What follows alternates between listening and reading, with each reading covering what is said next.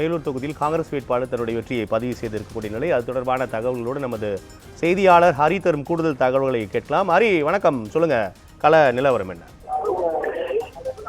தமிழகத்தின் முதல் வெற்றியாக மேலூர் சட்டமன்ற தொகுதியின் வெற்றி அறிவிக்கப்பட்டிருக்கிறது. அதிகாரப்பூர்வமாக தற்போது அனைத்து சுற்றுகளும் நிறைவு பெற்றிருக்கிற நிலையில் 68 வாக்குகள் வித்தியாசத்தில் காங்கிரஸ் சட்டமன்ற உறுப்பினராக திரு விஸ்வநாதன் அவர்கள் தேர்வு செய்யப்பட்டிருக்கிறார்கள்.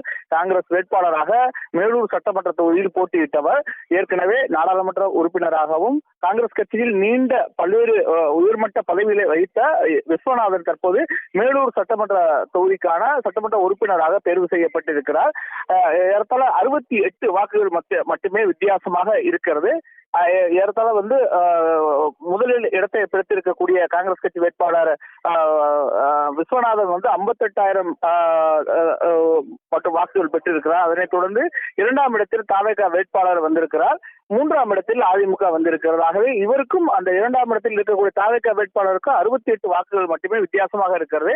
ஆகவே 68 வாக்குகள் வித்தியாசத்தில் மேலூர் சட்டமன்ற உறுப்பினராக விஸ்வநாதன் தற்போது தேர்வு செய்யப்பட்டிருக்கிறார். இதுதான் மேலும் தமிழகத்தின் முதல் வெற்றியாக இது அறிவிக்கப்பட்டிருக்கிறது. காலை முதலே 8 மணி முதலே விறுவிறுப்பாக வாக்கு எண்ணிக்கையானது நடைபெற்றது. அதன் தொடர்ச்சியாக அனைத்து சுற்றுகளும் நிறைவு பெற்றிருக்கிறது. ஆகவே அந்த தேர்தல் நடத்தும் அலுவலர் அதற்கான தற்போது அதிகாரப்பூர்வ அறிவிப்பை அறிவித்திருக்கிறார்.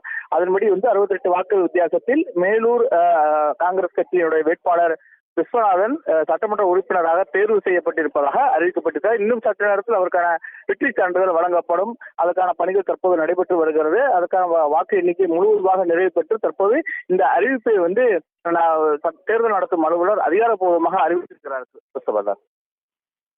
மேலூர் தொகுதியில் தன்னுடைய வெற்றியை உறுதி செய்திருக்கிறார் காங்கிரஸ் வேட்பாளர் விஸ்வநாதன். அது குறித்தான கூடுதல் தகவல்களை தந்தீர்கள். நன்றி ஹரிகிருஷ்ணன்.